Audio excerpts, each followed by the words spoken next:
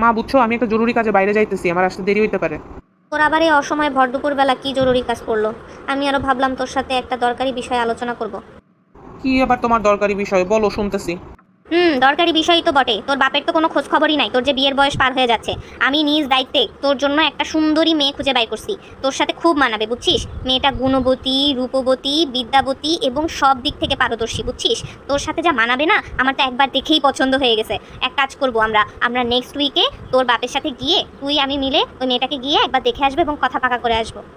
এই মা, দাঁড়াও দাঁড়াও দাঁড়াও, এত কিছু ঠিক করে ফেলছো আর আমাকে একবারও জানানোর প্রয়োজন মনে করলা না? এই তো বললাম তোরে, আর কত আগে থেকে বলা লাগবে? একবার বলছি যখন আমরা যাব মেয়ে দেখতে, তার মানে অবশ্যই আমরা মেয়ে দেখতে যাব। তোর কোনো কথা এখানে শুনবো না আমি।